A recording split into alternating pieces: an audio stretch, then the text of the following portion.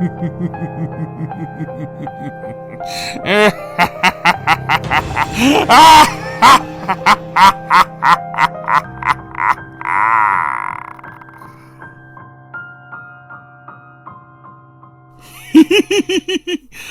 they'll never see this coming. This will totally mess with them for years. Good morning, Rehash. Dice Cipher, how many times have I told you to stay out of my room? But this is my house. I pay rent. But you don't pay rent. I let you house here for free. And that's my rent. Regardless, what do you want, Dice Cipher? Just wanted to know if you were busy. Well, I was just about to review the next episode of Hazbin Hotel. Oh, can I watch? You're not old enough. Oh, that's okay. I'll just roll up a new age for myself. Don't you dare! Last time you rolled yourself, the entire roof just spontaneously exploded. You put it back together? Yes, but that was exhausting. It took like a whole 0.5 seconds. Listen, just go play with your dice or something. Alright, I'm busy. Okie dokie, see you later. Now, what was I doing again? Oh, forget it. This is Hazbin Hotel, episode 5. The episode begins with ooh la la. Always appreciate a little fan service. But unfortunately, we don't see the other Vag in lingerie because Charlie is busy trying to put together why her hotel isn't working. As well as having a little bit of a mental breakdown because time's a-ticking. 6 months are almost up, and she hasn't figured out how to get damned souls into heaven. Well, desperate times call for desperate measures. So Vag, against Charlie's wishes, makes a nuclear suggestion. If they can't figure it out, and no one else is willing to figure it out, then maybe they should call for the ultimate backup. Charlie's father. Lucifer, the devil. Oh, finally! I've been waiting for them to address this. I mean, they have dropped hints that Charlie has had daddy issues with Lucifer the entire show thus far, but we've only been told, never shown. So it's finally good that we're finally getting some answers as to what caused the divide between Big Daddy Morningstar and precious Disney Princess Charlie. Well, after small deliberation, Charlie finally decides to call her dad. Because he, whether she likes it or not, has the connections to talk to the angels, and he could schedule a meeting. And so, at long last, we finally see the devil, the heart of all evil, and he makes rubber ducks. I didn't know what I was expecting, but it certainly wasn't this. Given all the crazy, fantastical designs that we've seen in the show thus far, from all the characters and the settings and the whole coloration of everything, he just seems kind of ordinary. Heck, he doesn't even look like he stands out among the other overlords of hell. And if you don't know what I'm talking about, this is a hell of a boss thing, where we see 3 other overlords: the sin of lust, the sin of gluttony, and the sin of greed. And each one of them has a crazy, fantastical, and imaginative design, debatably for greed. But this just seems plain, ordinary. His personality also doesn't really match the stereotypical devil that we all know and love. Played less incarnation of evil and more struggling single dad trying to relate to his adult daughter. Wait, I thought Charlie was the one with daddy issues. Why does he have Charlie issues? So his performance does make me realize just where Charlie gets her Disney princess vibes from. So after Lucifer finally works up the nerve to pick up the phone, he and Charlie have a little bit of awkward small talk. It's clear that they both have issues with the other. But what those issues are, we don't know. But Charlie asks her dad for the favor, which he immediately says, no, no, no, no, no. I am not going to put my daughter in the line of fire against a bunch of angels who already hate my guts, and by extension hate your guts. But when Charlie asks her dad to come over to her hotel to see exactly what she's trying to do, well, he's overjoyed at the opportunity to actually be asked out to hang out with his daughter. My daughter wants to see me. Take that, depression. Okay, you won me over. I'll admit it, that was adorable. Lucifer is adorable! Short King forever! I thought I told you to piss off! So, cut to the residents of the hotel preparing for their literal Short King's arrival. And why does Alistair look more pissed than usual? I mean, yeah, he's smiling, but you can obviously tell he is not okay with whatever's going on. So, cut to the moment of Charlie and her father's reintroduction, and it goes about as good and as bad as you might think. Overly affectionate Lucifer is overly affectionate, and seriously, what is your problem, Alistair? I guess he's so used to being the biggest dick in the room that he doesn't like the competition that somebody else is honing in on his turf. So, cut to Lucifer being introduced to the main cast and the awkward introductions that come along with those. And also reintroducing us to characters that get so little screen time that I honestly forgot they were part of the show, like Razzle and Dazzle and the cat. It's also made quite obvious that Charlie and the father's agendas aren't exactly aligned here. Charlie wants him on board with the hotel, but he just wants to be on board with Charlie. It doesn't exactly help that the one part of the hotel that he genuinely does criticize just happens to be the one spot in the entire hotel that Alistair had a personal hand in crafting, the bar.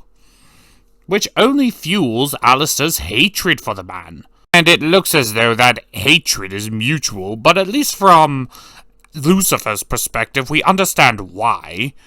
He is a big, tall, strong gentleman who's not only been there for Charlie, but is also massively powerful and is supporting her. You know, taking on the fatherly role that is rightfully his, because he's the actual father. And of course this sets off his insecurities, getting him to drastically overcompensate, trying to relate to his daughter, Charlie. Which leads into one of the best parts of the entire episode. A music battle between Alistair and Lucifer.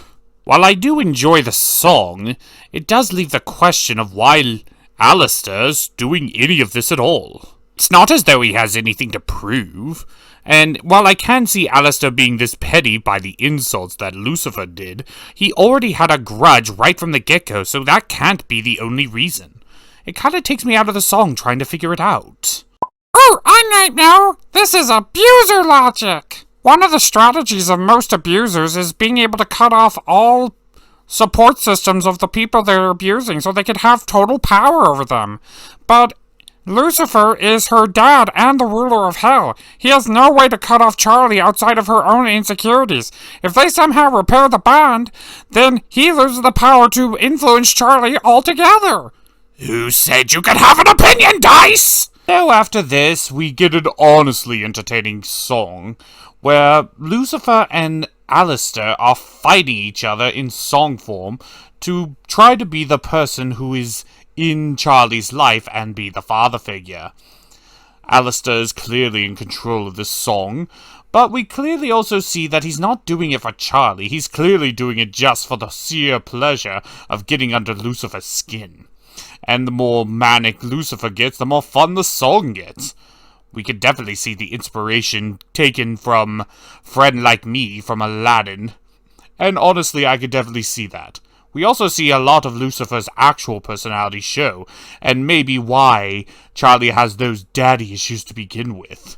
He's just as manic and just as power-controlling as she is. But for him, it's less, devil power and more controlling dad who tries to make everything done his way, and not the Charlie way. And I'm going to be perfectly blunt here. Anyone who thought it would be a great idea to have Alistair and Lucifer in this battle to begin with, trying to impress Charlie over who's the better dad, deserves a raise and a blowjob. And no, I'm not talking about just a regular one. I mean, get the top tiers. And in all honesty, I have no idea how they were going to end it until they did. Oh, it was so good, but they just couldn't stick the landing. Oh, woe is me. I guess that, once again, Hell is Forever remains unchallenged as the best song of the series. And this one had so much potential to beat it, but then we got the Mimsy. So possibly one of the greatest concepts in the entire show for a song is utterly ruined by this one character introduction from this flapper named Mimsy. And honestly, just because of that, there's already a sour taste in my mouth for this character. And she doesn't do anything to rectify that, but apparently she knows Alistair. They knew each other when they were alive, and they continued to be friends even after death. But as much as Alistair would want to catch up with old friends, he does not want to risk Lucifer getting anywhere close to Charlie. So when Charlie insists on taking her daddy on a tour of the hotel, he insists on coming and sends Mimsy to the bar to interact with the crew? What do you call these people, actually? I'm not sure if friends is the right word. Not at the moment. Apparently, Mimsy does serve some purpose in this episode, as she gives us lore. Lord of the Lord of Alistair, the radio demon, explaining just how he got the name. Arriving in Hell as a hurricane, killing off powerful overlords. Overlords that had been ruling over Hell for a very long time at this point, and he would broadcast their screams for all of Hell to hear, thus gaining the nickname, the Radio Demon. No one would stand up to him once he set his sights. And for those who tried to stand up for him, well, his radio broadcasts always had a new victim. Of course, none of this is actually any new information. Anybody who's watched the pilot knows all about the history of the Radio Demon, Alistair. But I do appreciate that they at least attempt to not rely on the pilot as often as they did, especially in the first half. So we cut back to Charlie, Alistair, Lucifer, and the other one, when Husk somehow manages to break away from Mimsy in order to talk to Alistair. Apparently, this girl has had a long history of trouble for them, and only goes to Alistair when she's in too deep.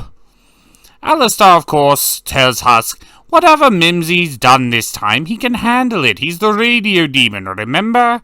But Husk informs him that he's been gone for quite a long time. Hell has changed.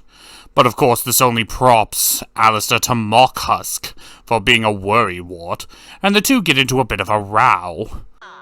Big talk for someone who's also on a leash. I'm sorry, what was that, Husk? You wanna run that by me again?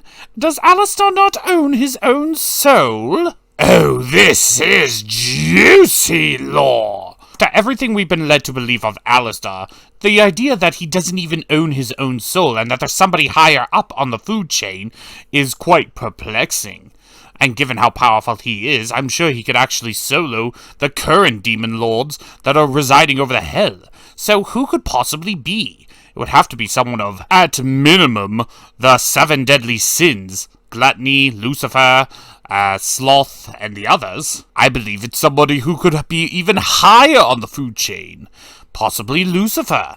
But not Lucifer. He didn't know who he was at the beginning. Possibly Lilith? Eve? A heavenly angel?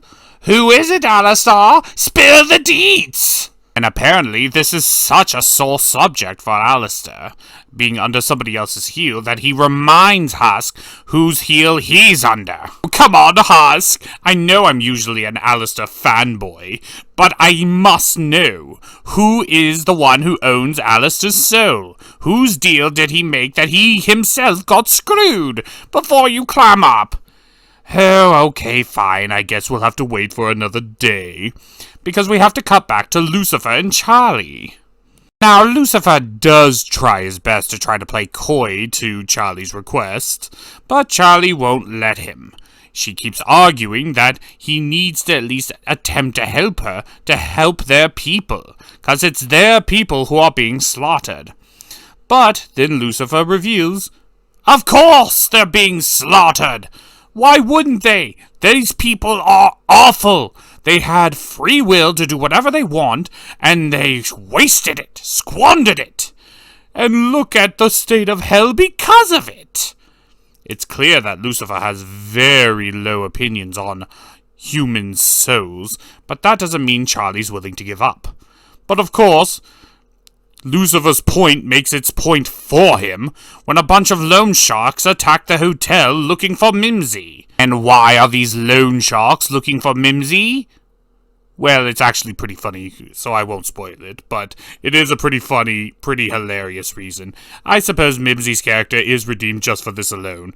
But she is causing problems for the hotel and making Lucifer's point. But as the hotel readies its defenses, Alistair goes, no need. I am the defense. And the offense. And the radio demon. And it's time to remind everyone why I'm here. Even after seeing Alistair go completely ham on those sharks, Lucifer refuses to lift so much as a finger because he still thinks that the hotel is a worthless idea and that souls can't be redeemed, and he will not do the things that Charlie wants him to do in order to get them to heaven.